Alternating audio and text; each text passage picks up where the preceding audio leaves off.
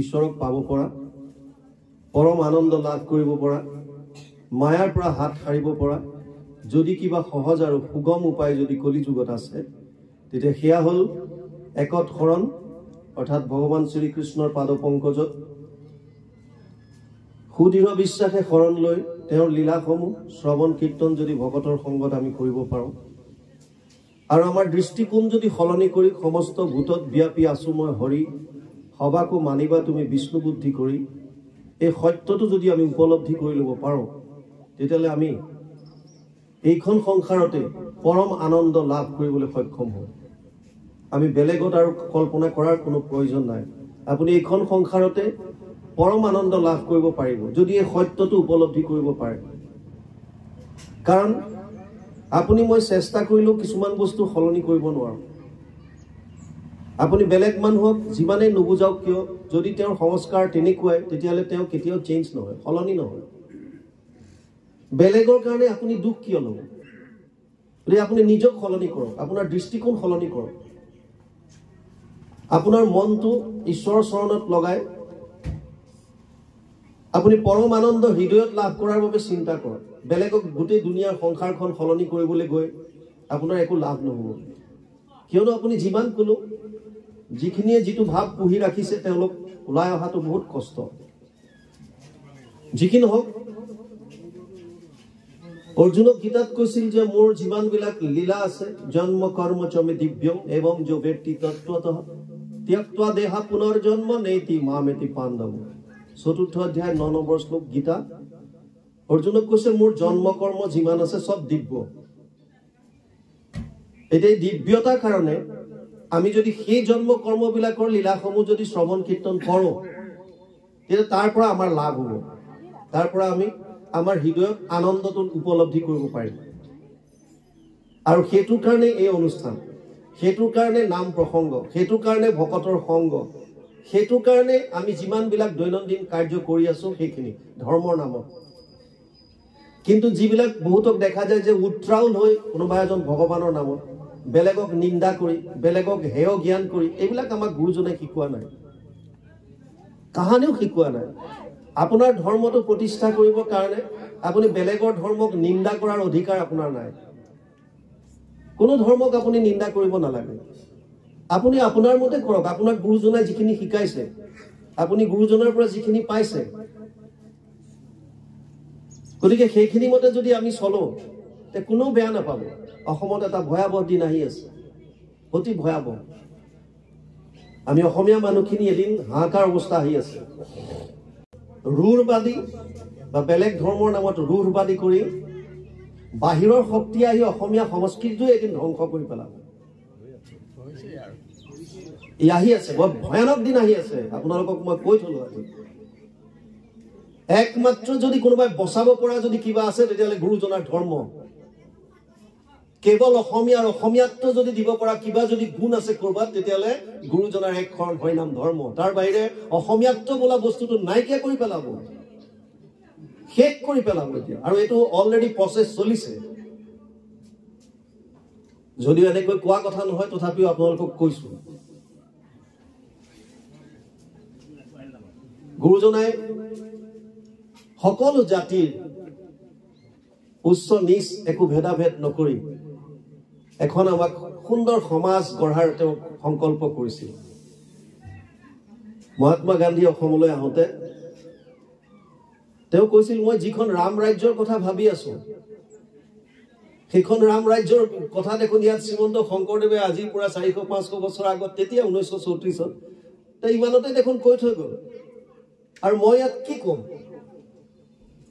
যিখন ৰাম ৰাজ্যৰ কথা ১৯৩৪ চনত মহাত্মা গান্ধীয়ে অসমলৈ আহোঁতে চিন্তা কৰি পেলাই কৈছিল, তেওঁ স্বীকাৰ কৰিছে যে সেইখন ৰাম ৰাজ্যৰ কথা দেখোন শ্ৰীমন্ত শংকৰদেৱে আগতে ১৫শ শতিকাত কৈ থৈ গৈছে।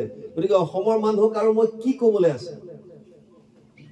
কিন্তু আমি অসমীয়া মানুহবিলাকে বেলেগৰ ধৰ্মটোক বেছিকৈ আকৃষ্ট হৈ বাকী ৰজগুণী কামবিলাক, য'ত জাক জমকতা বেছি, য'ত হাল্লা গুল্লা বেছি, সেইবিলাকৰ প্ৰতি আমি আকৃষ্ট হৈছো।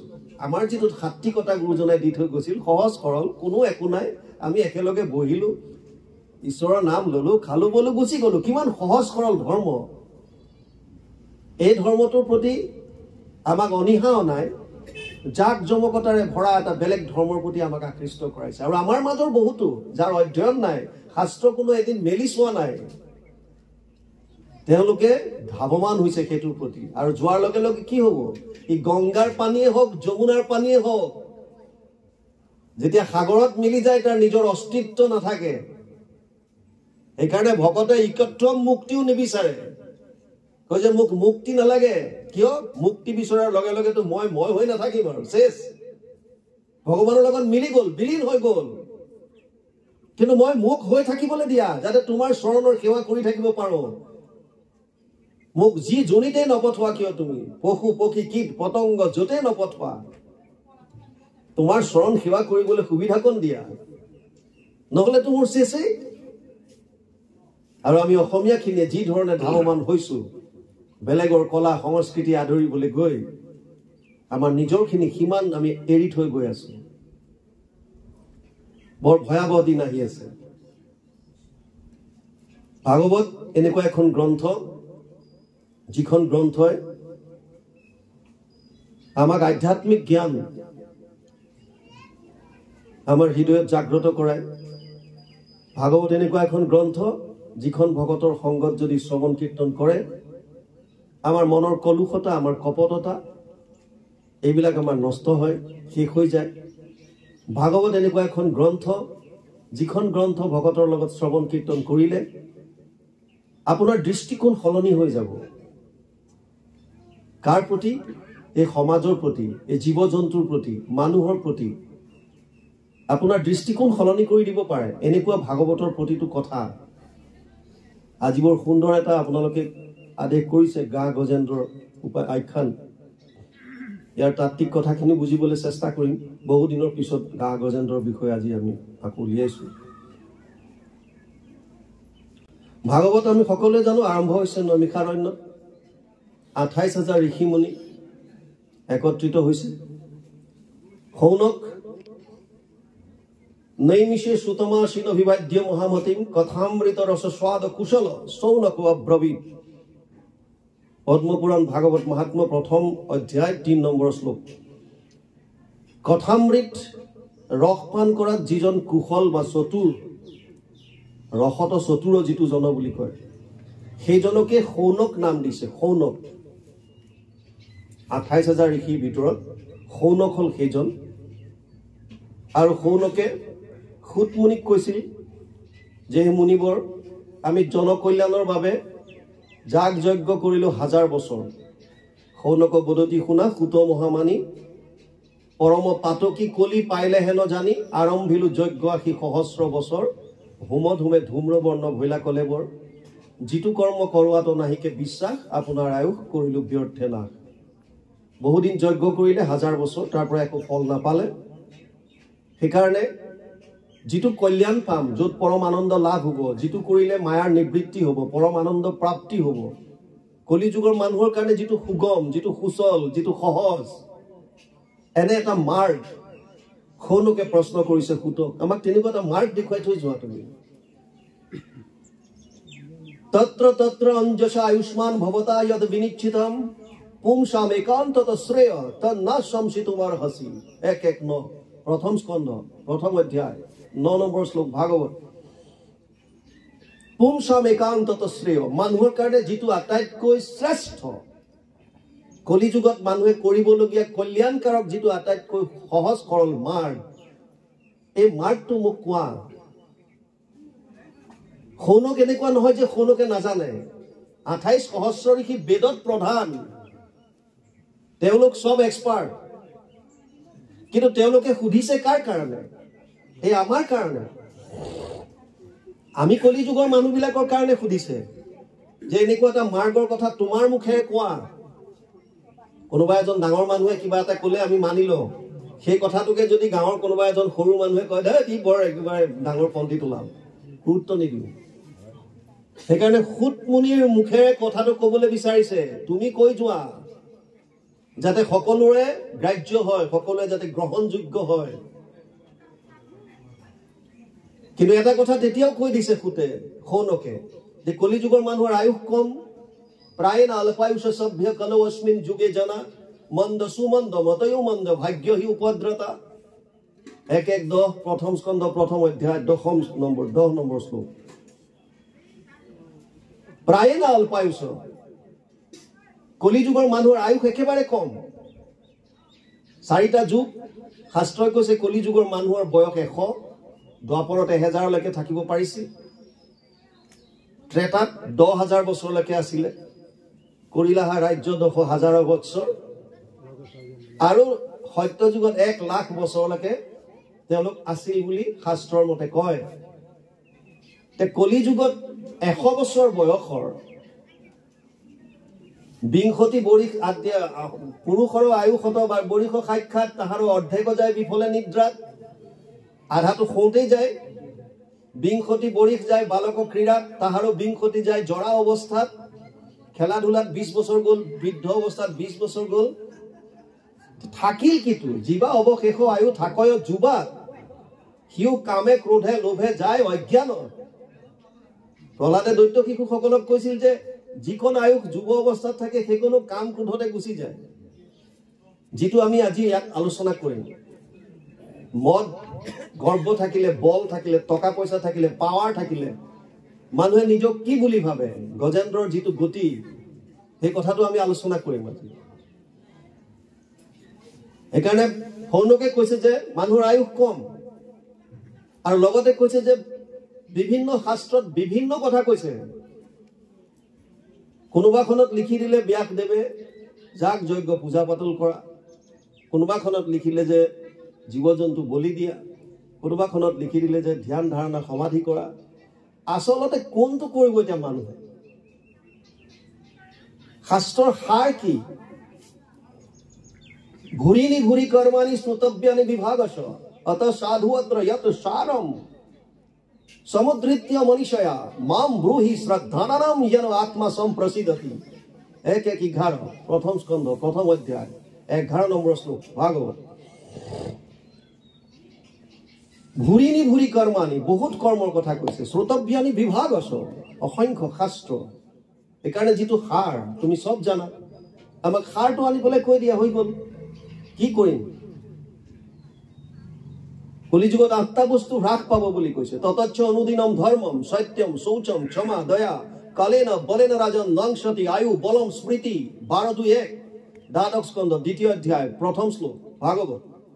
ধৰ্ম, সত্য, শৌচ, ক্ষমা, দয়া, আয়ু, বল, স্মৃতি, 8টা বস্তু হ্ৰাস পাব। গতিকে আমি কি কৰিম? সহজ সৰল উপায় এটা দিয়া, আৰু উপায় সুতমুনিয়ে দিছিল। সবেই পুংসাম পৰো ধৰ্ম যত ভক্তিৰ অধোক্ষজে অহেতুকি অপ্ৰতিহত যেন আত্মা সম্প্ৰসিদ্ধতি। কলিযুগৰ মানুহৰ কল্যাণ কেৱল এটা বস্তুতে আছে, সেইটো হৈছে কৃষ্ণ ভক্তি। তাৰ বাহিৰে যোনে যিয়ে নকক কিয় শাস্ত্ৰসন্মত একো নাই। শাস্ত্ৰৰ উত্তম যদি গীতা ভাগৱত হয়, তেতিয়াহ'লে গীতা ভাগৱতে সেইটোৱে সিদ্ধান্ত দিছে যে কলিযুগত যদি কিবা আছে ঈশ্বৰ উপাসনা কৰাৰ যদি উপায়, তেতিয়াহ'লে সেইটো হৈছে কৃষ্ণ ভক্তি। কিন্তু কৃষ্ণ ভক্তি কেনেকৈ কৰিবা? আমি কৰাৰ দৰে না বেলেগ উপায়? 2টা চৰ্ত বান্ধি দিছে। সেইটো কি? সেইটো থাকিব নোৱাৰে।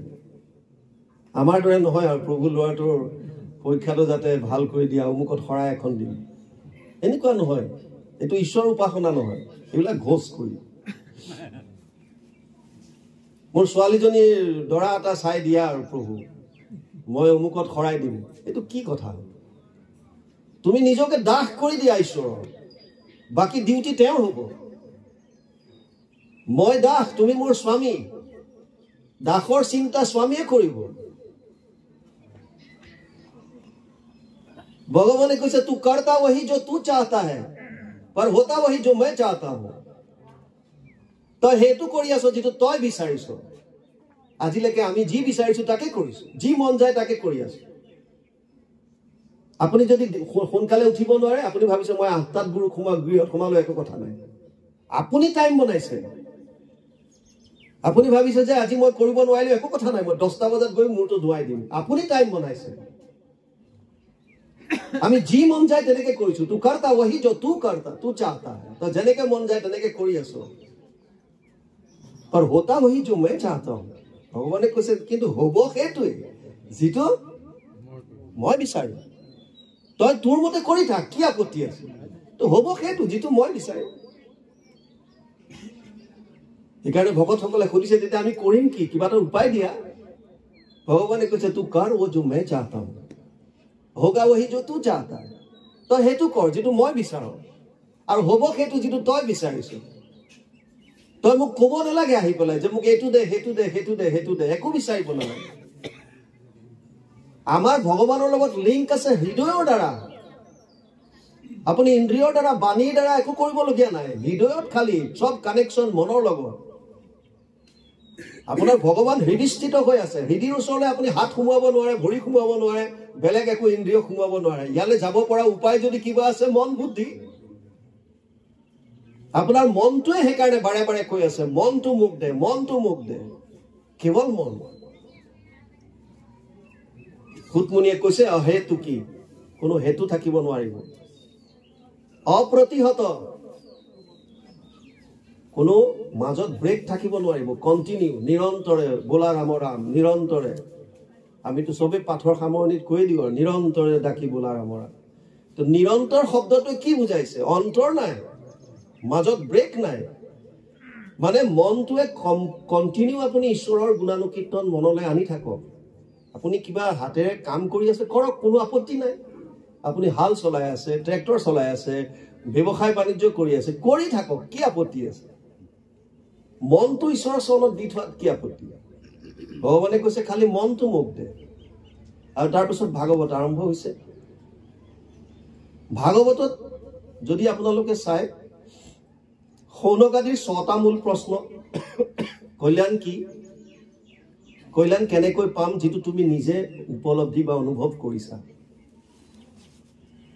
ভগৱান কৃষ্ণ অৱতাৰ লবলগীয়া কিয় হল তৃতীয় প্ৰশ্ন ভগৱান কৃষ্ণ অৱতাৰ লৈ কি লীলা কৰিলে চতুৰ্থ প্ৰশ্ন ভগৱান কৃষ্ণ অৱতাৰ লৈ দাদা বলৰামৰ লগত কি লীলা কৰিলে পঞ্চম প্ৰশ্ন আৰু ভগৱান কৃষ্ণ বৈকুণ্ঠ পুৰাণলৈ যোৱাৰ পাছত ধৰ্মই কোন দিশে গতি কৰিলে ষষ্ঠ প্ৰশ্ন 6টা প্ৰশ্ন আৰু পৰীক্ষিত সুখদেৱৰ মাজত কথা যিখিনি হৈছিল সেই কথাখিনি খুতমুনিয়ে সৌনকাদি কোৱা আৰম্ভ কৰিছে সেইটো আপোনালোকে জানে নমিষাৰণ্যত 28000 ঋষিমুনি আগত খুতমুনিয়ে সেয়া কথা কৈছে যিখিনি কথা সুখদেৱে পৰীক্ষিতক কৈছিল সুখদেৱে পৰীক্ষিতক কোৱা কথাখিনিকে ইয়াত কৈছে আৰু পৰীক্ষিতৰ কি প্ৰশ্নৰ ওপৰত সুখদেৱে ক'বলগীয়া হ'ল अथ पृष्ठामि संसिद्धिं योगिनां परमं गुरु पुरुषस्य यत् कार्यं म्रियमाणस्य सर्वदा यत् श्रोतव्यं यत् जप्यं यत् कीर्तिव्यं नृभिः प्रभु स्मर्तव्यं भजनीयं वा ब्रूहि यद् वा विपर्ययम् अथ पृष्ठामि संसिद्धिं योगिनां परमं गुरु मरण समय तुम्हार शरणे पुसु गुरु साक्षात म्रियमान नरे सदाय की कर्म करिबे एतु लोकत परीक्षितर प्रश्न सीधा जे मृत्युमुखी मानुहे की काम करा करिब काहाक शुनिबे काहाक स्मरिबे काहाक जपिबे नरे स्मरणर योग्य कोन्नो देवता कहियो मत सत्यरे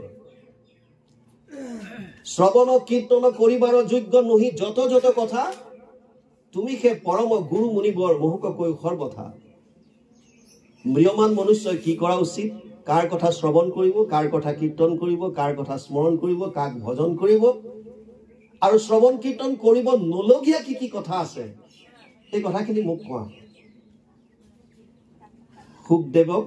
সুখদেৱক পৰীক্ষিতে প্ৰশ্ন কৰিছে আৰু সুখদেৱে ভাগৱত কোৱা আৰম্ভ কৰিছে তৃতীয় স্কন্ধত বিদুৰ আৰু মৈত্ৰেয়ৰ কথা আহিছে বিদুৰৰ প্ৰশ্ন এটা মৈত্ৰেয় উত্তৰ দিছে সুখায় কৰ্মাণি কৰোতি লোক নাতে সুখম वा অন্যতে বিপৰীতম वा বিন্দেত ভূয় ততএব দুঃখম যদত্ৰ যুক্তম ভগবান বদেন্না 3-5 বিদুৰে প্ৰশ্ন কৰিছে প্ৰত্যেক মানুহে সুখৰ কাৰণে কাম কৰিছে সুখ নেপায় দুখ পায় কাৰণটো কি মোক কোৱা সিধা প্ৰশ্নৰ ওপৰত বেছ ভাগৱত আমি দিন ৰাত কাম কৰি আছো লগাতাৰ লাগি আছো কিহৰ কাৰণে সুখ পাবলৈ কিন্তু সুখ নাপাই দুখেই পাই আছো কাৰণটো কি এই বস্তুটো আজিৰ পৰা ৫,৫০০ বছৰ আগত বিদুৰে জানিব বিচাৰিছিল আজিও সেইটো প্ৰশ্ন আমাৰ কাৰণে অতি দৰকাৰ আৰু আজিৰ পৰা লাখ বছৰ আৰু কোটি বছৰৰ পাছতো সেইটো প্ৰশ্ন একে তাৰ ভ্যালু একে থাকিব হয় কথা আমি কামটো কৰি আছো সবে সুখ পাবলৈ কৰি আছো সুখ নাপাও দুখ পাও এই কাৰণটো কি ভাগৱত কোৱা আৰম্ভ কৰিছে আৰু কৈ আহি অষ্টম স্কন্ধ আহিল ভাগৱতত সংস্কৃত ভাগৱত 12টা স্কন্ধ 335টা অধ্যায় 5,96,000 শব্দ 10টা লক্ষণ অত্ৰ স্বৰ্গ বিসৰ্গস স্থানম পোষণম উতয় মনন্তৰ এশ অনুকথা নিৰোধ মুক্তিৰ আশ্ৰয় 10টা লক্ষণ কৈছে স্বৰ্গ বিসৰ্গ স্থান পোষণ উতি মনন্তৰ ইখান নিৰোধ মুক্তি আৰু আশ্ৰয় অষ্টম স্কন্ধ মনন্তৰ মনু আৰু মনু পুত্ৰসকলৰ বিৱৰণ আহিব ইয়াত অষ্টমত যদিও ভাগৱতে 10টা লক্ষণৰ কথা কৈছে মূল লক্ষ্য হৈছে আশ্ৰয় দশম লক্ষণটো 2:1 দ্বিতীয় স্কন্ধ দশম অধ্যায় প্ৰথম শ্লোক ভাগৱতৰ মূল লক্ষ্য হৈছে আশ্ৰয় ক'ত ল'ব কলিযুগৰ মানুহে দশমৰ্থ বিশুদ্ধ্যাৰ্থম নবানিমিহ লক্ষণম বৰ্ণয়ন্তি মহাত্মান শ্ৰুতেন অৰ্থেন চাঞ্জসা 2:2 দ্বিতীয় স্কন্ধ দশম অধ্যায় 2 নম্বৰ শ্লোক ভাগৱত দশমৰ্থ বিশুদ্ধ্যাৰ্থম দশম লক্ষণটো শুদ্ধ ৰূপত প্ৰতিপন্ন কৰিবৰ কাৰণে 9টা লক্ষণ বৰ্ণনা কৰিছে মানে সৃষ্টি প্ৰথমতে স্বৰ্গ বিসৰ্গত সেকেন্ডাৰী সৃষ্টি আহি গ'ল স্থান পোষণ কেনেকৈ প্ৰভু ভগৱন্তই প্ৰাণীবিলাকক ৰক্ষণাবেক্ষণ দি আছে ইত্যাদি ইত্যাদি কৰি শেষত গৈ পেলাই আশ্ৰয়ৰ কথা কৈছিল আৰু তেনেকৈ আহি ইয়াত অষ্টমত আহি গজেন্দ্ৰ মোক্ষণৰ কথা আহিল এতিয়া আমি পদৰ লগে লগে যাম গ্ৰাহ গজেন্দ্ৰৰ যুদ্ধ আহিছে কাহিনীটো আপোনালোকে জানেই কাহিনীৰ লগে লগে যিখিনি পৰা যায় অকণমান আধ্যাত্মিকভাৱে আমাৰ লগত ৰিলেটেড কি আছে ন এইটো কাহিনী আমাৰ বহুতৰ বিশ্বাস আছে ঘৰত কিবা অকমান হলে গজেন্দ্ৰ মুখখন পাঠ কৰাই দিব হয় না নহয় বহুতে ভাবে তেনেকে মই ভাবাক সন্মান কৰোঁ কিন্তু তত্ত্বটো বুঝক আচলতে সব বস্তুতে ভগৱান বিৰাজমান আছে অকল গজেন্দ্ৰটোতে আছে নেকি গোটেই ভাগৱতখনে তেনেয়ম বাংময় মূৰ্তি প্ৰত্যক্ষ বৰ্ততে হৰি সেৱাত শ্ৰৱণাত পঠত দৰ্শনাত পাপনাশিনী পদ্ম পুৰাণ ভাগৱত মহাত্ম 3য় অধ্যায় 62 নম্বৰ শ্লোক তেনেয়ম বাংময় মূৰ্তি ভাগৱত প্ৰভু ভগৱন্তৰ বাংময় মূৰ্তি বুলি কৈছে শব্দ আকাৰে ইয়াত বিৰাজমান হৈ আছে গতিকে প্ৰতিটো শব্দত ভগৱান বিৰাজমান হৈ আছে আৰু আপুনি ইয়াৰ যিকোনো এটা যদি চেপ্টাৰ লৈ যদি পাঠ কৰায় ঘৰত কথা ভাগৱতস্যাপি নিত্যম ভৱতি যদ গৃহে তদ গৃহম তীৰ্থৰূপম হি বাসতম পাপনাশনম এইবিলাক আগতে মানুহে কোৱা কথা কিন্তু কথা ভাগৱতস্যাপি আমিতো স্ক্ৰিপচাৰ চাওঁ আমি অধ্যয়ন শাস্ত্ৰত কি লিখা আছে আপোনাক এনে ক'লে নহ'ব লিখা আছে না নাই লিখা আছে যদি দেখুওৱা ভাই লিখা আছে ক'ত লিখা আছে পদ্ম পুৰাণ ভাগৱত মহাত্ম 3য় অধ্যায় 29 নম্বৰ শ্লোক কি লিখা আছে কথা ভাগৱতস্যাপি নিত্যম ভৱতি যদ গৃহে তদ গৃহম তীৰ্থৰূপম হি বাসতম পাপনাশনম ভাগৱতৰ কথা নিত্যম ভৱতি যদ গৃহে যিখন ঘৰত সদায় হয় সেই ঘৰখন তীৰ্থলৈ ৰূপান্তৰিত হ'ব আৰু তাত যদি কিবা অমংগল অপায় অমংগল পাপ ইত্যাদি যদি কিবা কাৰণত আছিলে সমস্ত নাশ হৈ যাব বুজি পালে আগত আছিলে আমাকতো ভাগৱত চুবলৈ নিদিয়ে ৰঙা কাপোৰ মাৰি থৈ দিয়ে কীৰ্তনে বান্ধি থৈ দিয়ে চুব নোৱাৰে চাব নোৱাৰে ওচৰলৈ যাব নোৱাৰে মানুহ ভয় খুৱাই দিয়ে কণা হ'ব কিবা হ'ব ভয় খুৱাই দিয়ে মই সিদিনা গুৱাহাটীত অনুষ্ঠান এটাত কৈছো বহুত মই কৈছো যে কিতাপ হিচাপে আপোনালোকে ৰজস্বলা অৱস্থাটো পঢ়ক যেতিয়া পৰীক্ষা দিব ষ্টুডেণ্ট আছে মাষ্টাৰ ডিগ্ৰী লেভেলৰ যদি ষ্টুডেণ্ট আছে গীতা যদি দৰকাৰ হয় সিহঁতৰ কোৰ্চৰ চিলেবাছত যদি আছে কি কৰিব এতিয়া আমি চৈতন্য কৰি যেতিয়া লওঁ তেতিয়া কথাটো বেলেগ এইখন ভাগৱতে যেতিয়া গ্ৰন্থ আকাৰে যেতিয়া কিতাপৰ দোকানত থাকে তেতিয়া এখন কিতাপ হিচাপে তাত আছে আপুনি তাৰ পৰা উলিয়াই য'তে ত'তে পঢ়ক একো কথা নাই ভয় খুৱাই কিয় দিয়ে মই বুজি নাপাওঁ আসল তত্ত্বটো আমাক জানিবলৈ দিয়াৰ পৰা বাধা কৰিছে আৰু সেইটোৱে গুৰুজনে আহি পেলাই তাৰ বিপৰীতে মাত মতাৰ কাৰণে তেওঁক সবৰে এগেইনষ্টত আহি গ'ল তেওঁ ক'লে যে নহয়, যিটো সত্য শুদ্ধ এইটো বস্তু মানুহে জানক, আমি যিমান পাৰোঁ এইখিনি বস্তু অনুবাদ কৰি দিওঁ। আৰু তেওঁ অনুবাদ কৰি দিলে। তাৰপিছৰ পৰাতো বছ, আগতে তীৰ্থলৈ গৈ পেলাই মানুহে শ্ৰৱণ কীৰ্তন কৰিব পাৰিছিলে, এতিয়াতো গাঁৱলৈ আহে ভাগৱত। আজি ইয়াত ভাগৱত হৈছে ঘৰত। গ্ৰাহ গজেন্দ্ৰৰ যুদ্ধ আহিছে, পদৰ লগে লগে যাওঁ। মুনি নিগদতি শুনা কথা, একদিনা যেন ভৈলা তথা, সেহি ত্ৰিকুটত আছা মহা গজৰায়, তৰুণী কাৰিণী কৰিণী লগে চলে, ফুৰা বনে বনে কৌতূহলে, বৃক্ষ বেত বাংশ উভাৰীয়া দৰ্পে যায়। প্ৰথমতে ইয়াৰ আগত ত্ৰিকুট পৰ্বত এটাৰ বিষয়ে ক'লো। ত্ৰিকুট পৰ্বতটোৰ বিষয়ে বুজিলো। আমাৰ এই শৰীৰটো ক্ষেত্ৰ বুলি কৈছে। ইদম শৰীৰম ক্ষেত্ৰ, ইদম শৰীৰম কৌন্তেয় ক্ষেত্ৰমিতি অভিধীয়তে, এতজ্জো ব্যতীতম প্ৰাহু ক্ষেত্ৰজ্ঞ ইতি তদ্বিদ।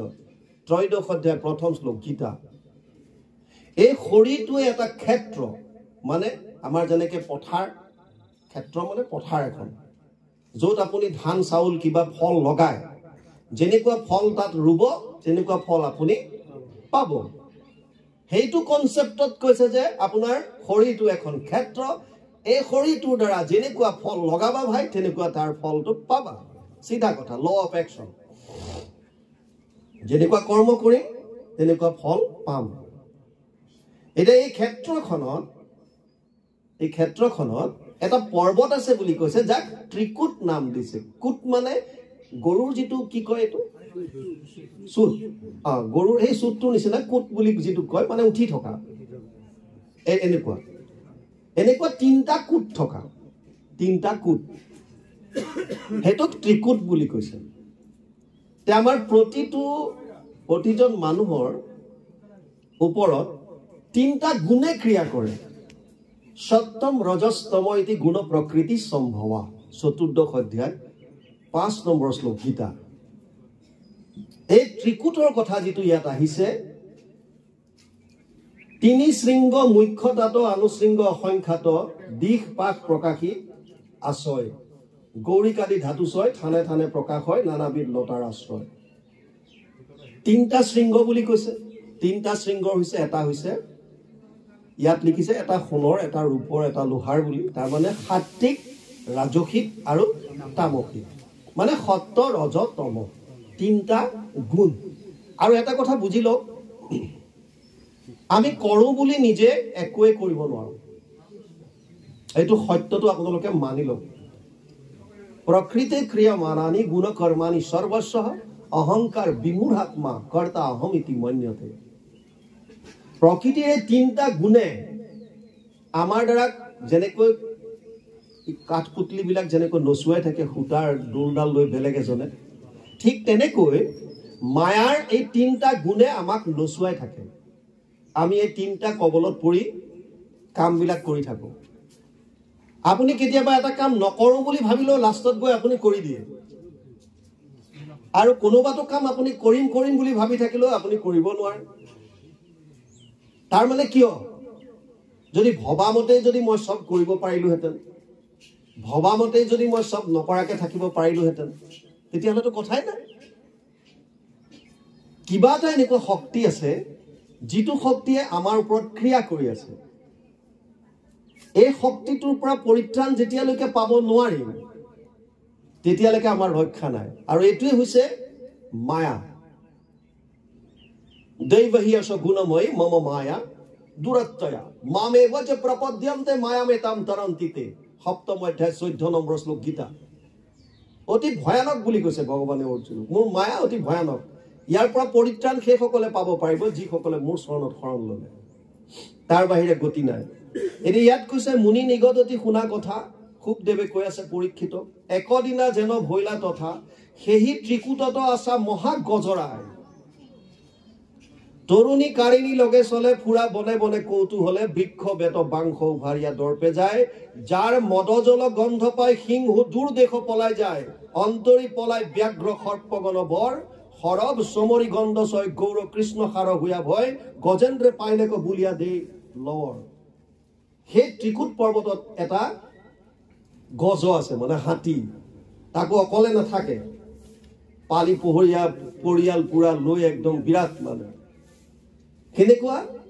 অতি বলি, পাৱাৰফুল বিৰাট শক্তি আছে গতিকে আৰু যেতিয়া যাৰ পাৱাৰ থাকে আপোনালোকে দেখেই নহয় পালি পহৰীয়াৰ লগত অজস্ৰবিলাক থাকে কেতিয়ালৈকে থাকে যেতিয়ালৈকে তাৰ হাতত পাৱাৰটো থাকে পাৱাৰটো যোৱাৰ লগে লগে পুছিবলৈ নাহে কোনো সুধিবলৈ নাহে খতম বুজি পাইছে পাৱাৰটো যদি আপোনাৰ হাতত আছে ধন বল হওক আপোনাৰ পইচাৰ বল হওক মানে ধন বল বা আপোনাৰ শৰীৰৰ বল বা আপোনাৰ ৰাজনীতি বল আল্টিমেটলি আপোনাৰ হাতত যদি পাৱাৰ আছে তেতিয়াহ'লে আপোনাৰ কাষে বাৰে বহুত মানুহ আছে আৰু যিদিনাই গম পালে যে আপোনাৰ পাৱাৰ শক্তিটো হীন হৈ গ'ল এই গজেন্দ্ৰৰ বহুত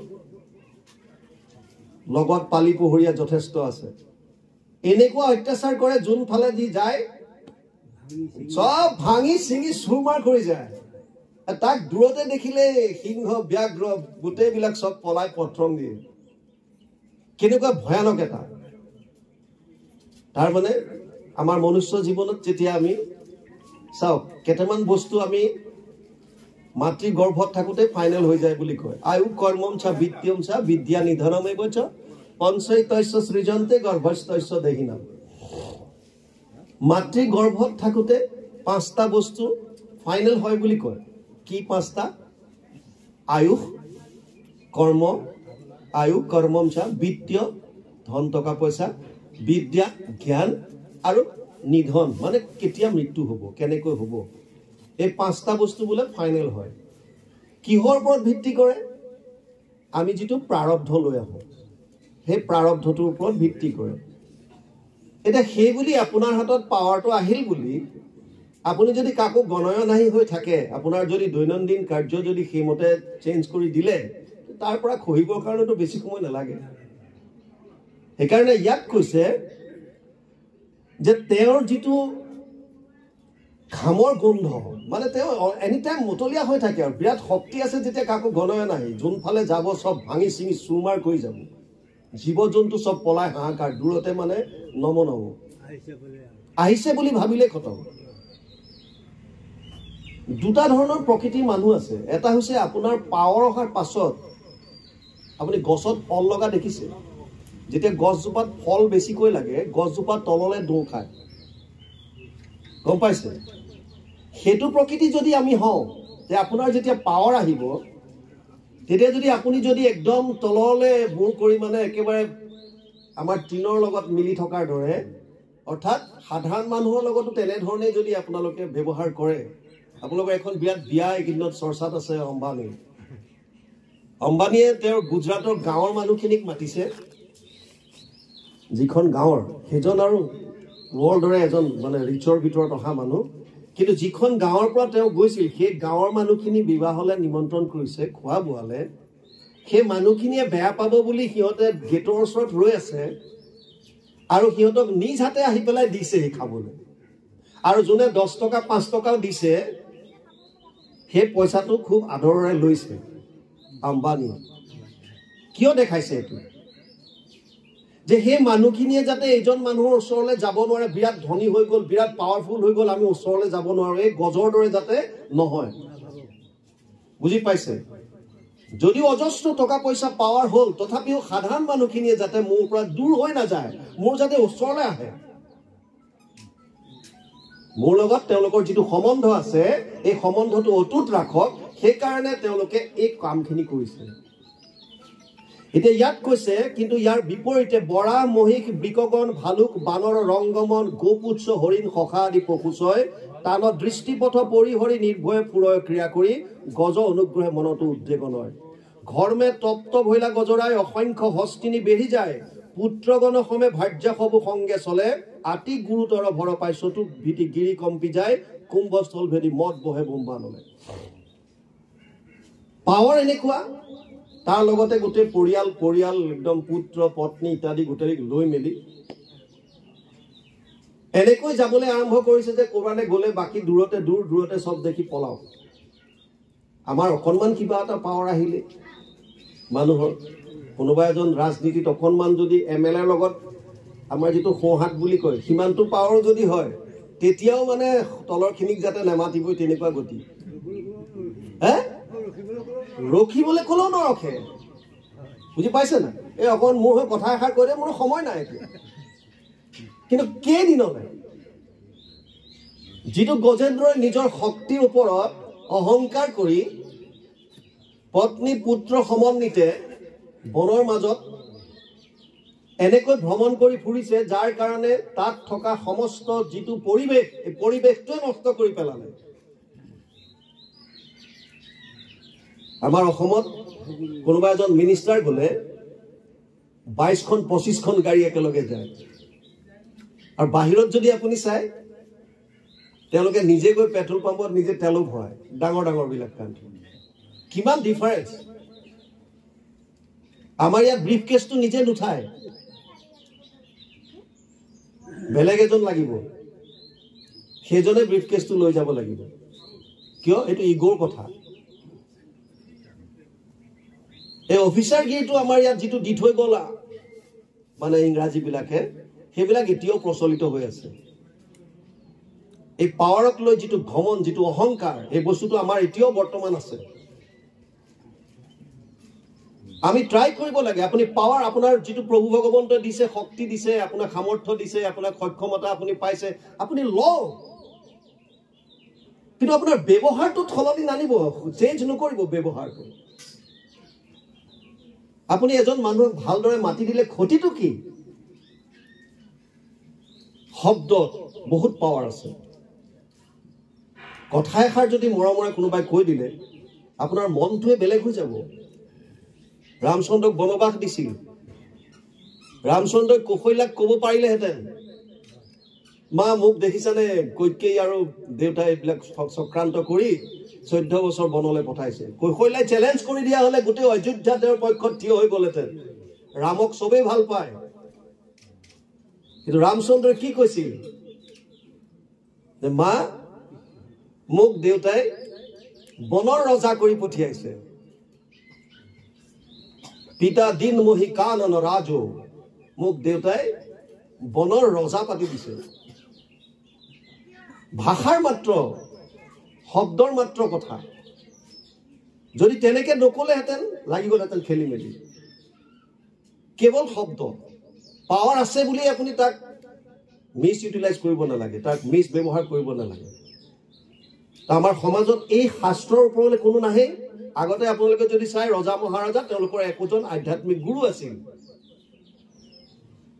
আপোনালোকে শাস্ত্ৰ যিখিনিয়ে চাই আছে আপোনালোকে গমেই পাব, ডাঙৰ ডাঙৰ ৰজা মহাৰজাবিলাকৰ সভাত একোজন আধ্যাত্মিক গুৰু থাকে। সেই গুৰুজনে তেওঁলোকক আধ্যাত্মিকৰ শিক্ষাটো দি থাকে, যাতে তোমালোকে উত্ৰাৱল নহবা, শক্তিটো পাইছো বুলি মতলীয়া হৈ নাযাবা। আৰু যিবিলাকে গুৰুৰ বাক্য অৱহেলা কৰি মতলীয়া হৈছিল, ইন্দ্ৰ আদি কৰি, হয়নে? গুৰুক যেতিয়া নমনা হল, তাৰপিছত কি হল? ভ্ৰষ্ট হল।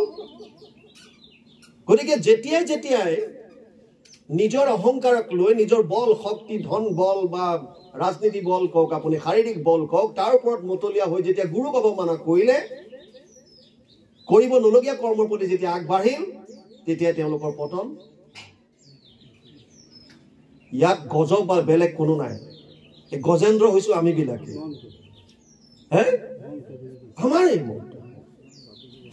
আপোনাক ধন টকা পইচা অহাৰ পাছত আপোনাৰ মনটো যদি এনেকুৱা হৈ যায় যে মই কাকো গণয় নাহি, আৰু তাতে আপোনাৰ যিমান বিলাক লাংগি লোপা, যিমান ৰিপুবিলাক লগত আছে, ইন্দ্ৰিয় বিলাক, এই গোটেইবিলাকে আপোনাক লগ দিব। কাম, ক্ৰোধ, লোভ, মোহ যত যিমান আছে বস চব সহায় কৰাত লাগি গ'ল। গতিকে আপুনি কাকো গণয় নাহি। তেতিয়া তাৰ ফলস্বৰূপে কি গতি হব, পাঠ গলে আমি আলোচনা কৰিম। কৃষ্ণ উনমত্ত যত অলিকুল, পুৰি পৰি পিয়ে মদজল, পুৰাই হিমতে মহামত্ত গজৰাই।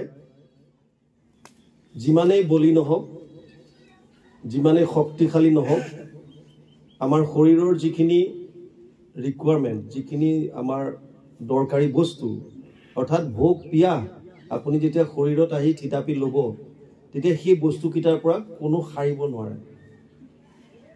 আপুনি যিমান টকা পইচা আছে বুলি মই টকাকে খাম বুলি খাই থাকিব কোনেও নোৱাৰে। আপোনাৰ পিয়াহত পানী খাবই লাগিব। আপুনি অন্নমুঠি শৰীৰত ধাৰণ কৰিবৰ কাৰণে ৰুটি বা ভাত আপুনি ল'বই লাগিব, তাৰ বাহিৰে গতি নাই। যেতিয়া আমি শৰীৰটো ধাৰণ কৰিছো, গতিকে এইখিনি নিয়ম আমি ল'বই লাগিব। কিন্তু এই কথাটোকে আমি পাহৰি পেলাই আমি ভাবো যে আমাৰ যেতিয়া টকা থাকে টকাৰ দ্বাৰাই আমি চব কৰিব পাৰিম, মোৰ শক্তি আছে মোৰ শক্তিৰ দ্বাৰাই মই চব কৰিব পাৰিম, এই কথাটো যে মিছা, ইয়াৰ এটা নমুনা গজেন্দ্ৰ উপাখ্যানত সুন্দৰভাৱে দিছে। ইমান শক্তিশালী থকাৰ পাছতো তেওঁৰ তৃষ্ণা লাগিছে, আৰু তৃষ্ণাত ক'ত গৈছে? এই সৰোবৰতে ডুবকি মাৰিবলগীয়া হৈছে। আমাৰ যেনেকৈ পৰিয়ালৰ গৃহবাসীসকল পুত্ৰ পত্নী পৰিয়ালক লৈ যি ধৰণে আমি মতলীয়া হৈ আছো, তেনেকৈ সংসাৰৰ তৃষ্ণাত, সংসাৰত এই তৃষ্ণা যিমানবিলাক আছে সেইবিলাক পূৰ্ণ কৰিবলৈ যেনেকৈ চেষ্টা কৰি আছো, ঠিক তেনেকৈ ইয়াত কৈছে যে ফাইনেলি গজেন্দ্ৰৰ পিয়াহ লাগিল, তৃষ্ণাত আতুৰ হ'ল। তৃষ্ণা, যিটো বস্তু নাই, যিটো বস্তু আপোনাক আৰু পাবলৈ যিটো ইচ্ছা, সেইটোৱে হৈছে তৃষ্ণা। এতিয়া এই তৃষ্ণাত আতুৰ হৈ কি হ'ল? জলত নামিছে। সুৰে আপোনাৰ তুলি জল কৰিলন্ত স্নান মহাবল গতশ্ৰম হুয়া পিলা জল মনোনীত, আপোনাৰ সুৰে তুলি পানী লাখে লাখে ঢালে মহামানী বালক পুত্ৰত কৰিনি খবত যায়। প্ৰথমতেতো বিৰাট আনন্দ, ভাবিছে বিচৰা বস্তুটো পালো, গতিকে লাহে লাহে পানীত উঠাই পুত্ৰৰ শিৰত দিছে, পত্নীক দিছে। আল্টিমেটলি প্ৰথমতে বিৰাট আনন্দ, কিন্তু তাৰ পাছত ভাৰ্যা পুত্ৰ সমে গৃহবাসী যেন ক্ৰিয়া কৰে জলে আখি, সেই মতে ক্ৰিয়া কৰি আছা তহিত মহা দুখ আখি লাগ পাইল, তাক গজৰাজে নেদেখিল বিষ্ণুৰ মায়াৰ বল দেখা বিপৰীত। এই গ্ৰাহক বহুতে কাল বুলি ক'ব খোজে, কাল, সময়, মৃত্যু, ইয়াৰ পৰা হাত কোনো সাৰিব নোৱাৰে। ইয়াৰ পৰা পৰিত্ৰাণ পাবলৈ আমি চেষ্টা কৰোঁ। এবাৰ এজনে বৰ সুন্দৰ কথা কৈছিল, আমি কোনো বুঢ়া হ'ব নিবিচাৰোঁ, বুঢ়া হ'ব আমি কোনো নিবিচাৰোঁ, মানে সময়ৰ লগত ফাইট যিমান পাৰোঁ কৰিম। 16 বছৰীয়া হয়নে? আমি চেষ্টা কৰোঁ যে সদায় যাতে আমি একদম মানে যুৱক হৈ থাকিম, শাৰীৰিকভাৱে মানসিকভাৱে যেনেকৈ হওক। আমাৰ বাৰু ফৌজতো আমাক জোৱান বুলিয়ে কয়, 60 বছৰ বয়সত ৰিটায়াৰ হোৱালৈকে চব জোৱান, ইয়াত কোনো বৃদ্ধ বুলি শব্দ নাই। জোৱানেই হৈ পেলাই ৰিটায়াৰ হ'ব, জোৱান হৈ ভৰ্তি হৈছে, জোৱান হৈ ৰিটায়াৰ হ'ব লাগিব। কিন্তু আমিবিলাকেও কালৰ লগত বহুত ফাইট কৰোঁ। অকণমান কিবা এটা হ'লেই আমি গ'লোঁ ডাক্তৰৰ ওচৰত, যাতে আমাৰ কিবা অপকাৰ নহয়। শৰীৰটো অকণমান কিবা এটা হ'ল, বছ তুৰন্ত গ'লোঁ যাতে আমি ইয়াৰ পৰা উপৰাম পাব পাৰোঁ। মানে আল্টিমেটলি সময়ৰ লগতো আমি ফাইট পূৰা কৰি আহিছোঁ। কিন্তু পৃথিৱীত আজিলৈকে কোনো এনেকুৱা নাই পোৱা। আপোনালোকে ধৰণী গীতা বা ইয়াত ভাগৱতত আছে ধৰণী গীতা, যদি কেতিয়াবা অধ্যয়ন কৰে পাব। তাত বসুমতীয়ে পিছত নিজে নিজে হাঁহি থাকে,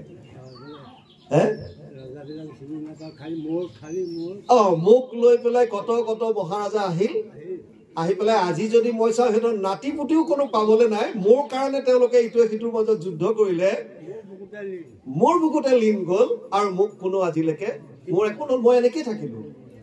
আমাৰো গতি তেনেকুৱাই, আমাৰো গতিবিলাক তেনেকুৱা। আমি যদিও ফাইট কৰিছো, কিবা কৰিছো, এটা কথা সত্যটো উপলব্ধি যদি কৰি লওঁ, অৰ্জুনক গীতাত কৈছে জাতস্য হি ধ্ৰুৱ মৃত্যু ধ্ৰুৱ জন্ম মৃতস্য চ তস্মাৎ অপৰিহাৰ্যাৰ্থে না ত্বম শুচিতুম অৰ্হসি। দ্বিতীয় অধ্যায় 27 নম্বৰ শ্লোক গীতা। জন্ম ল'লে মৃত্যু আছে, এই সত্যটো এবাৰ মাত্ৰ উপলব্ধি কৰি লওঁ, বছ। কিয় ইমান ভয় কৰি থাকিব লাগে? জন্ম লৈছো যেতিয়া মৃত্যু আছে, আজি যাব নহ'লে 10 দিন পিছত যাব, 10 বছৰ পিছত যাব, 100 বছৰ পিছত যাব, যোৱাটোতো যাবই লাগিব, ৰক্ষা নাই। সত্যটো উপলব্ধি কৰি লোৱাই ভাল যিমান সোনকালে হয়, আৰু তেতিয়া বহুত বস্তুৰ পৰা আপুনি পৰিত্ৰাণ পাব। পৰিত্ৰাণ। এজন মানুহ বহুত ক্ৰোধী আছিল, গজৰ টাইপ, বিৰাট নিজৰ পাৱাৰৰ ওপৰত অহংকাৰ, আৰু গোটেই গাঁওখনত চবৰ লগতে কাজিয়া, কাকো গণাই নাই। কোনোবাই কিবা এটা ক'লে গালি পাৰে, খালি ক্ৰোধ বিৰাট। এবাৰ কি মন গ'ল, তেওঁৰ আধ্যাত্মিক গুৰুজনৰ ওচৰলৈ গ'ল আৰু ক'লে যে গুৰুদেৱ, মোৰ ক্ৰোধটো বহুত বেছি, মই ক্ৰোধৰ পৰা পৰিত্ৰাণ পাব পৰা নাই, তাৰ কাৰণে মোৰ গোটেই ঘৰত অশান্তি, মোৰ গাঁৱত অশান্তি, মোৰ সমাজত অশান্তি। কি অনুভৱ কৰিছে? গোটেই অশান্তি, মই চেষ্টা কৰিও নোৱাৰো, মোৰ ক্ৰোধ আহি যায় পটককে, কোনোবাই কিবা ক'লেই মানে মোৰ খং উঠে। গুৰুজনে তাৰ ফালে একদম একটক হৈ চাই পেলাই ক'লে, মাত্ৰ এমাহ জীয়াই থাকিবা, কি ক্ৰোধ কৰিবা? অহা মাহৰ ইমান সময়ত তোমাৰ মৃত্যুৱে আছে, গতিকে যোৱা, যাৰ যাৰ ওচৰত বেয়াকে ক'লা সিহঁতৰ ওচৰত গৈ ক্ষমা খোজা তাক কৈ দিলে তেনেকৈ এমাহ মাত্ৰ জীয়াই থাকিবা এমাহৰ পিছত আজি এইটো সময়তে তোমাৰ মৃত্যু হ'ব তুমি মোৰ ওচৰলৈ গুচি আহিবা লাগে আৰু এতিয়ালৈকে যিমানৰ লগত তুমি বেয়া হৈছা গালি পাৰিছা কিবা কৰিছা সিহঁতৰ ওচৰত গৈ ক্ষমা খোজা খালি এমাহ জীয়াই থাকিম আৰু গতিকে কাৰোবাৰ ওপৰত কি দ্বেষ কৰিম গতিকে সি গৈ প্ৰত্যেকজন মানুহৰ ওচৰত যাক যাক বেয়াকে কৈছিল যে ভাব বেয়া নাপাব আৰু মোৰ ভুল হৈ গ'ল আৰু মই মাত্ৰ এমাহ সময় মোৰ হাতত আছে আৰু মইতো যাম দিয়া গতিকে আপোনালোকে অন্তৰত ধৰি নাথাকিব মানুহৰো অন্তৰ কোমলি যায় মানুহবিলাকে তাক ভাল পোৱা হ'ল চবে ভাল পায় আৰু এমাহৰ দিনা সি সেই সময়ত ভাবি আছে যে মোৰ আৰু যাবৰ হ'লে আৰু কোন সময়ত মানে ঘপককে বৰো ঠিক নাই তাৰপিছত দেখিলে সময়টো পাৰ হৈ গ'ল সি মৰা নাই তে সি ভাবিলে নাই মই গুৰুজনাৰ ওচৰলৈ যাওঁ কিবা এটা কথা হ'ব পাৰে সি টোটেলি চেঞ্জ হৈ গ'ল তাৰ মেণ্টেলিটি চেঞ্জ মানসিকতা সম্পূৰ্ণৰূপে সলনি হ'ল মানুহে তাক ভাল পোৱা হ'ল তাৰ কথা বতৰা সলনি হৈ গ'ল কাৰণ এই সত্যটো উপলব্ধি কৰি ল'লে যে মই এমাহ মাত্ৰ জীয়াই থাকিম খতম মোৰ গুৰুজনাৰ ওচৰত গৈ পেলাই ক'লে গুৰুদেৱ আপুনি কৈছিলে আজিৰ দিনটোতে মোৰ মৃত্যু আছিল কিন্তু সময়টোতো পাৰ হৈ গ'ল হোৱা নাই তোমাৰ এতিয়া থাকি কেনেকুৱা লাগে কৈছে মোৰ এতিয়া জীয়াই থাকিবলৈ বিৰাট মন গাঁৱত থাকি ভাল লগা হৈছে মোৰ পৰিয়ালত চবে মোক ভাল পোৱা হৈছে মোৰ সমাজত মোক মানুহে মৰম কৰা হৈছে তেতিয়া মই মৰিবলৈ মোৰ মন নাই যোৱা কৈছে যোৱা তোমাৰ মৃত্যু নাই নহয় মইতো এনেই কৈছিলো মইতো তোমাক এনেই ভয় খুৱাই দিলো যে তোমাৰ যিটো ক্ৰোধ আছে এই ক্ৰোধ পাৱাৰ এইবিলাক সংযম কৰাৰ এটাই উপায় যে আমি স্থায়ী নহয় এই বস্তুটো যদি আপুনি অনুভৱ কৰে এবাৰ যে যিটো বস্তুক লৈ মই গৰ্ব কৰিছো এই বস্তুটো মোৰ হাতত নাথাকে ই খন্তেকীয়া এই আহিছে যাব কিমান ৰজা মহাৰাজা আহি গ'ল কিমান গুচি গ'ল নাই কোনো শেষ গতিকে তেতিয়া তাক গুৰুজনাই ক'লে যে তুমি চিন্তা নকৰিবা যোৱা এতিয়া তুমি আনন্দত দিন কটোৱা তোমাৰ আৰু ক্ৰোধ কোনোদিন নাহে যোৱা আৰামত থাকা ক্ৰোধৰে মৃত্যু কৰাই দিলে সত্যটো যেতিয়া উপলব্ধি কৰিলে এতিয়া ইয়াত কি হৈছে গজেন্দ্ৰই যেতিয়া পানী খাবলৈ তাৰ পিয়াহ লাগিলে তাত গৈ পেলাই সৰোবৰত নামিল ভাৰ্যা পুত্ৰ সমে যেনেকৈ গৃহবাসীয়ে তেনেকৈ ক্ৰিয়া কৰে তেনেকৈ গৈ পেলাই গজৰাজে সৰোবৰত নামিল আৰু তেওঁক ইয়াত লিখিছে পদে যে সেই সময়তে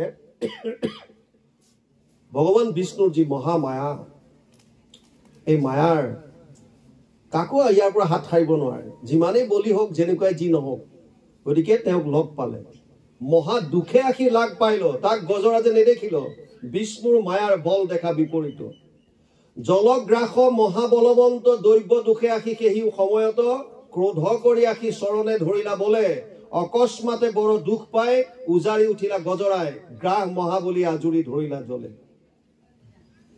পৃথিৱীত কোনো মানুহ কোনেও ক'ব নোৱাৰে যে মই সকলোতকে ডাঙৰ ময়ে বলি কোনো ক'ব নোৱাৰে কেৱল ভগৱান আছে সৰ্বশক্তিশালী তাৰ বাহিৰে কোনো মানুহে চেলেঞ্জ কৰিব নোৱাৰে কোনেও ক'ব নোৱাৰে মই সব জানো কোনেও ক'ব নোৱাৰে মই সবতকে ধনী কোনেও ক'ব নোৱাৰে মই শক্তিশালী কোনেও ক'ব নোৱাৰে কিন্তু আমি এই কথাটো উপলব্ধি নকৰাকৈ আমাৰ 2-4জন মিতিৰ কুটুমৰ মাজত যদি মোৰ টকা অলপ বেছি হ'ল গতিকে মই ভাবো যে ইহঁতখিনি আৰু বস মোৰ যেনেকৈ কম তেনেকৈ চলিব লাগিব মইহে মোৰ মতে চলক ইহঁতৰ নিজস্ব একোৱেই নাই বাকীখিনিৰ প্ৰতি আমাৰ হেয় জ্ঞান আৰু তাৰ বিপৰীত এটা দিশত গৈ গুৰুজনে আমাক ধৰ্ম দি গৈছিল এই ভাগৱতৰ ওপৰতে বেছ কৰিটো দিছে ভাগৱতী ধৰ্ম বুলিনো কিয় কয় যে কোনো জাতি ভেদ উচ্চ নিচ ধনী দুখীয়া এইবিলাক গুৰুজনাৰ ধৰ্মত একো দিয়া নাছিল নিৰ্বিশেষে কিন্তু এতিয়াও আমাৰ দেখা যায় সমাজত এতিয়াও জাতিক লৈ পেলাই কিয় তেতিয়া আমি কি ধৰ্ম কৰিছো যিজন গুৰুৱে আমাক দেখুৱাই থৈ গ'ল যে জাতি ধৰ্ম নিৰ্বিশেষে সকলোৰ প্ৰতি এইটো খুলি দিলে উবা নৰলোক বুলি বিশ্ব মানৱৰ কাৰণে এইটো ধৰ্ম দি থৈ গ'ল তাৰ পাছত আকৌ আমি একত শৰণ লোৱাৰ পাছতো আমি এতিয়াও জাতি আৰু মুখেৰে গাই আছো নহো জানা আমি চাৰি জাতি চাৰিও আশ্ৰমী নহো আতি মুখেৰে গাই আছো মুখেৰে গাই আছো এটা আৰু ভিতৰি ভাবি আছো যে তোতকে মই উচ্চ জাতি কি হ'ব তেতিয়া ইয়াত কি হল এতিয়া জলগ্ৰাস মহাবলৱন্ত দৈব্য দুখে সেই সময়ত ক্ৰোধ কৰি আহি চৰণে ধৰিলা বলে অকস্মাতে বড় দুখ পাই উজাৰি উঠিলা গজৰাই গ্ৰাস মহাবলী আজুৰি ধৰিলা জলে জীৱনত সংঘাত বিভিন্ন ধৰণৰ আহে আপুনি প্ৰথমতে ভাবিব পাৰে যে এটো অতি সহজ অতি সৰু বস্তু ইয়াৰ পৰাটো মোৰ ধন বল আছে মোৰ বাহুবল আছে ইয়াৰ পৰা মই ইজিলি পাৰ পাম গজে ভাবিছে মোৰ ভৰিত কোনোবাই ধৰিছে এটো একো নাই মোক কোনোবাই পাৰিব নেকি গতিকে প্ৰথমতে আছাৰ মাৰি দিছে এটো সামান্য কথা এটা কিন্তু এটা বস্তু বুজিল যিটো বস্তুৰ শক্তি যত তাক আপুনি স্বীকাৰ কৰিবই লাগিব পানীৰ বস্তু যেতিয়া পানীত থকা বস্তুটোৰ শক্তিটো আপুনি স্থলত থকাটোতকৈ বেছি তাৰ তাত পাৱাৰটো বেছি গজেন্দ্ৰৰ পাৱাৰটো বাহিৰত হ'ব পাৰে যেতিয়া জলত নামি গল জলত পাৱাৰটো দিছে তাৰ বেলেগৰ গ্ৰাহৰ আৰু যদি কাল যদি গ্ৰাহ হয় কালৰ ওচৰত কোনে পাৰ পাইছে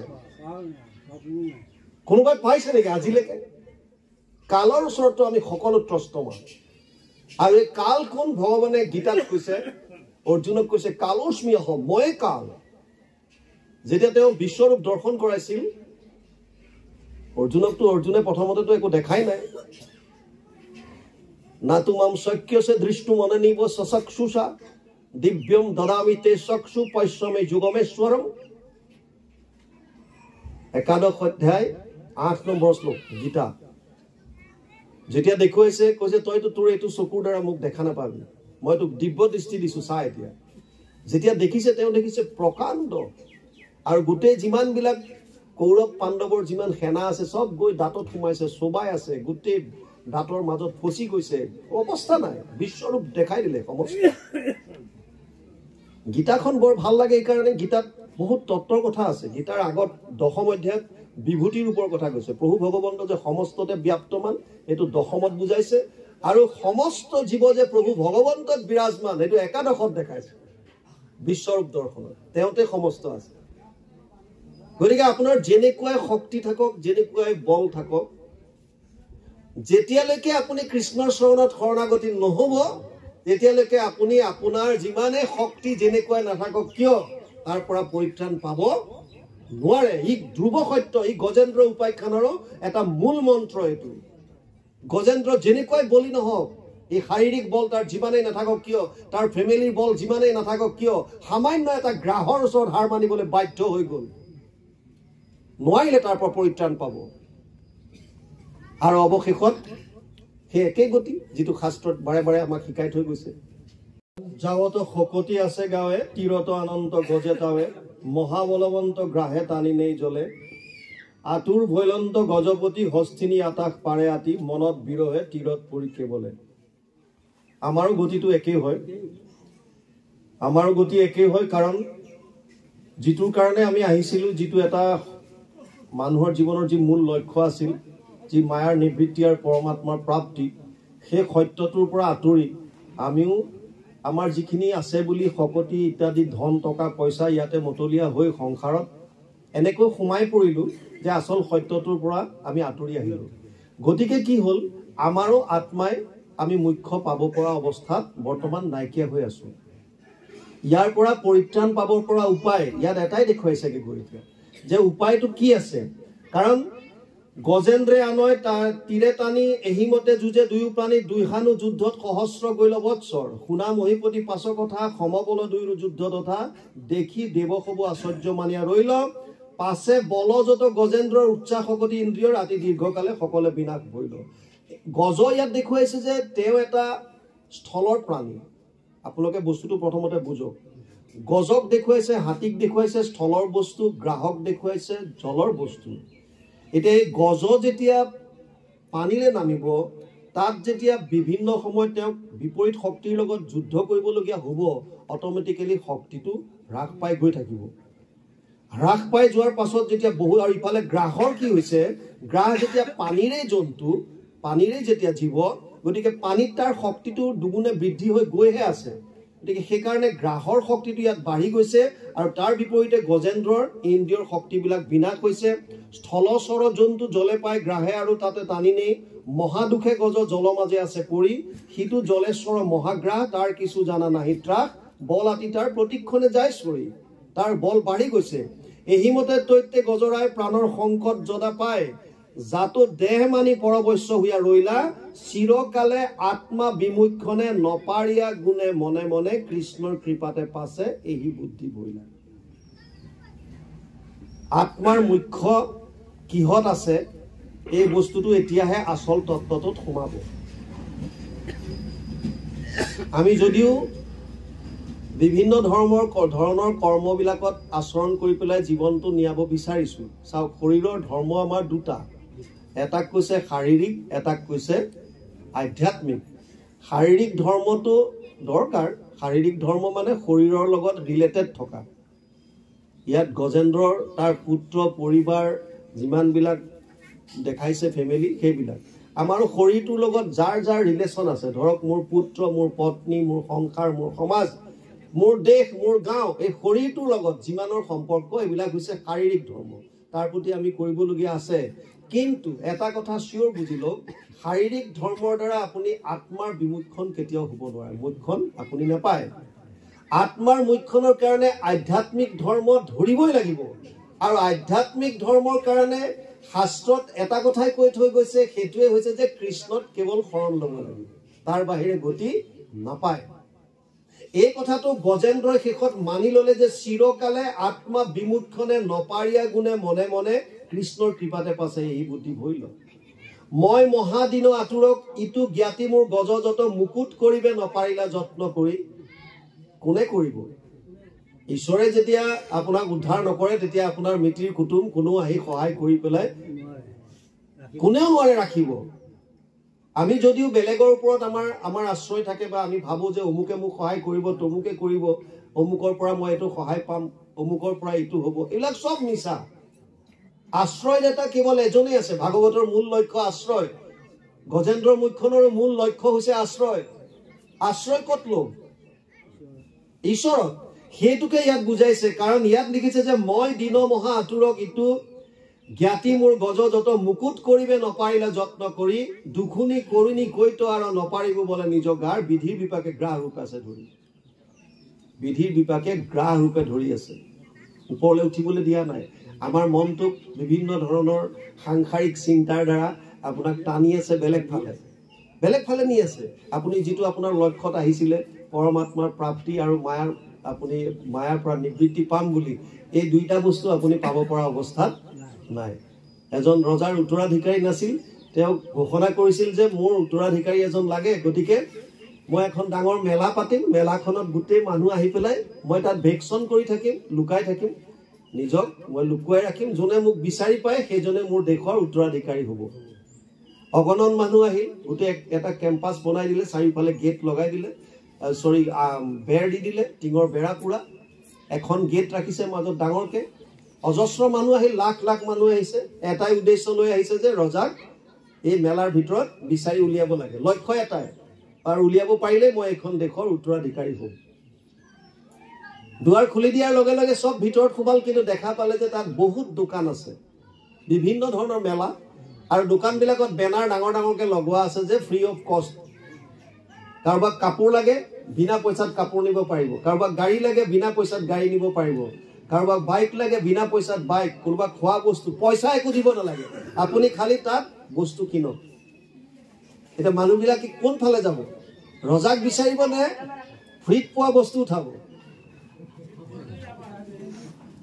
মন চেঞ্জ হৈ গ'ল আহিছিলে লক্ষ্য এটা লৈ বেলেগ আমাৰো একেই গতি আমি লক্ষ্য লৈ আহিছিলো যে গৰ্ভত থাকোঁতে ভগৱানক স্তুতি কৰিছো বহু অপি ময়া দৃষ্টা গৰ্ভধাৰম পৃথক পৃথক ইয়াত গৰ্ভবাস মহাদুঃখ ত্ৰাহিমাম মধুসূদন গৰ্ভত থাকোঁতে ভগৱানৰ ওচৰত প্ৰাৰ্থনা কৰিছো হে প্ৰভু এই গৰ্ভৰ যিটো শাস্তি এই শাস্তিটো কাৰণ 10 মাহ 10 দিন যিটো ইউটেৰাছত সোমাই থাকিব লাগে প্ৰাণীৰ শৰীৰত তাকো আত্মাটো যিটো থাকে ই সম্পূৰ্ণ সচেতন অৱস্থাত থাকে ভগৱানক প্ৰাৰ্থনা কৰি থাকে, প্ৰভু ইয়াৰ পৰা যেন তেন মোক উদ্ধাৰ কৰা, মই তোমাৰ চৰণত শৰণ ললো, মই যদি প্ৰসৱ হোৱাৰ পাছত এই সংসাৰলৈ অহাৰ পাছত মই কোনো দিন আৰু বেয়াৰ ফালে নাযাওঁ, মই কোনোদিন সাংসাৰিক বস্তু নিবিচাৰো। কিন্তু জন্ম হোৱাৰ পাছতে শেষ। মানে আমি সংসাৰৰ যিমানবিলাক ঝিলমিলীয়া বস্তু তাত মুখ গৈ আছো, আচল তত্ত্বটোৰ পৰা আমি পাহৰি গলো। আৰু নিয়মৰ ফালৰ পৰা যিখিনি আছে ইয়াত বিধিৰ বিপাক হিচাপে গ্ৰাহে এনি টাইম আমাক ধৰি আছে, আমাক আগবাঢ়িব দিয়া নাই। মায়াটো সেইটোৱে মায়াৰ জাল। ইয়াত এতিয়া কৈছে যে দুখুনি কৰিনি কৈতো আৰু নপাৰিব বলে নিজক আৰু বিধিৰ বিপাকে গ্ৰাহ ৰূপে আছে ধৰিম, এতেকে জানিলো আন লোক মুকুত কৰম দা নাহি মুক, কিন্তু ভগৱন্ত পতিত পাৱন বিনে, ব্ৰহ্মা হৰে যাক কৰে সেৱ, সবাৰো আশ্ৰয় যিটো দেৱ, তাহান চৰণে পখিলো মই শৰণে।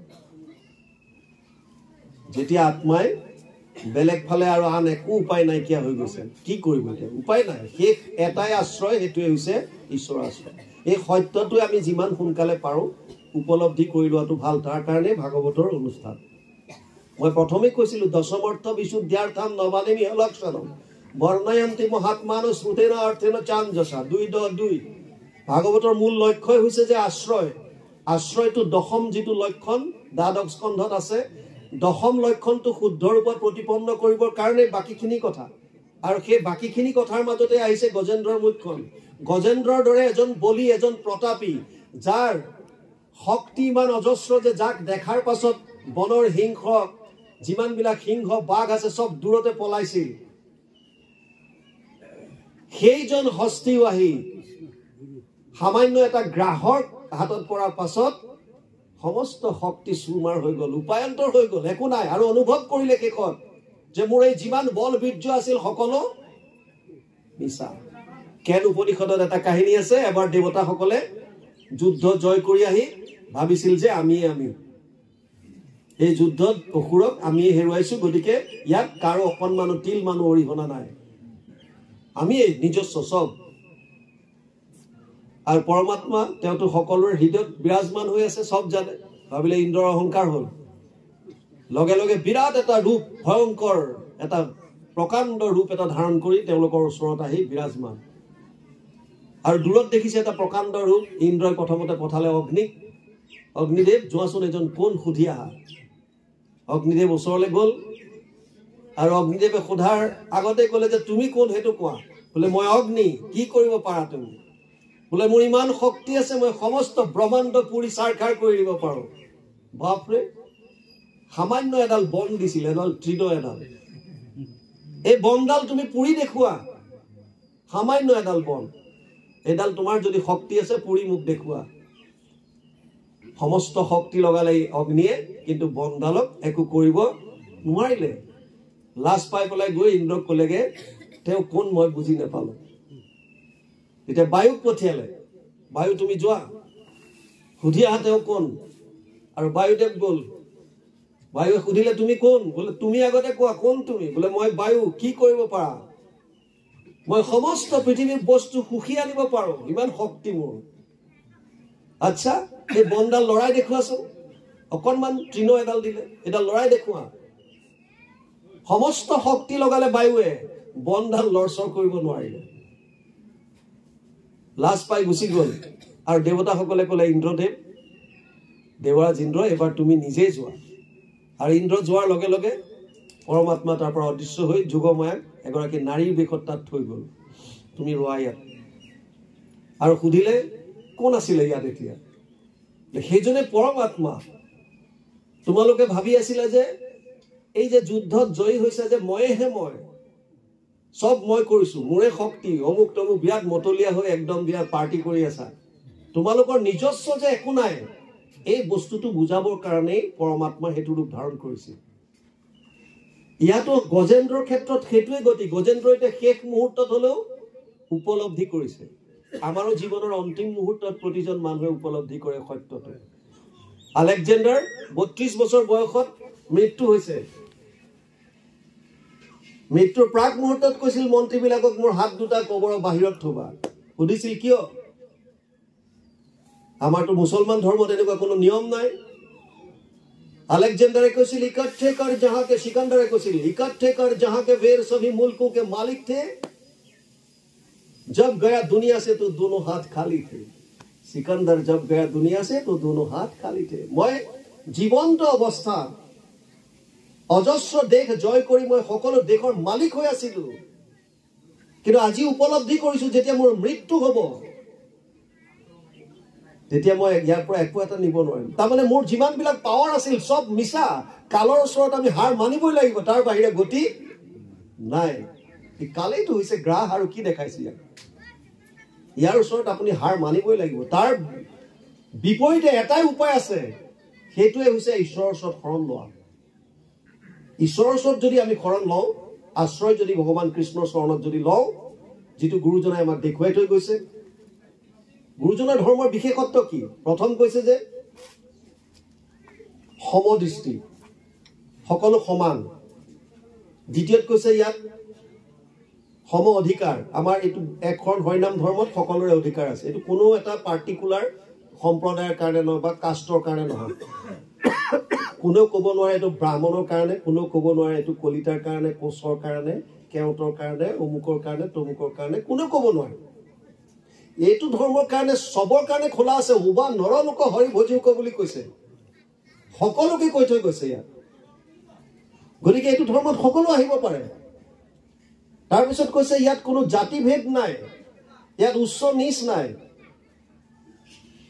গতিকে কোনোবাই নিজকে ভাবিব নোৱাৰে যে মই ধনী মই মোৰ জাতিটো উচ্চ ই নিচ মোৰ ধন টকা পইচা বেছি আছে ই দুখীয়া এইবিলাক এইটো ধৰ্মত নাই তৃতীয়ত কৈছে ইয়াত উপাস্য দেৱতা এজনেই হেজন হৈছে ভগৱান কৃষ্ণ চতুৰ্থত হৈছে যে ইয়াক উপাসনা কৰাৰ যি নিয়ম যজ্ঞবি ভকতি নৱবীৰ মাধৱৰ শ্ৰৱণ কীৰ্তন আত হন্ত শ্ৰেষ্ঠতৰ মাত্ৰ শ্ৰৱণ কীৰ্তন দি গৈছে আৰু পঞ্চমত আমাক দি থৈ গল গুৰুদেৱ নাম ভকত চাৰি বস্তু চিনাকি কৰাই দি থৈ গৈছে বাকি সব কি তেতিয়া হলে যদি চাৰিটাই বস্তু আছে গুৰুদেৱ নাম ভকত তাৰ মানে বাকি বিলাক কি বুজাইছে অবস্তু মায়াৰ দ্বাৰা সব মায়াৰ আন্দাৰত আছে বাকি যিমান আছে বস্তু যদি কিবা আছে তেতিয়া হলে চাৰিটাই আছে গুৰুদেৱ নাম ভকত তাৰ বাহিৰে যত যিমান আছে সব বিলাক অবস্তু মায়াৰ অধীনত আছে মায়াৰ অধীনত এই গজেন্দ্ৰৰো একে গতি মায়াৰ অধীনত নিজৰ বল বীৰ্য দেখুৱাবৰ কাৰণে ইমান দিন জেনি যায় হেনিয়ে গুটেই সবকে ভয় খুৱাই আছিলে কিন্তু শেষত যেতিয়া গ্ৰাহৰ হাতত পৰিল তেওঁৰো গুটেই সব শেষ হৈ আহিল আৰু শেষত অনুভৱ কৰিলে যে এই মুহূৰ্তত এটলিষ্ট মোক যদি ৰক্ষা কৰিব পৰা কোনোবা আছে তেতিয়ালে সেইজন হৈছে কেৱল কৃষ্ণ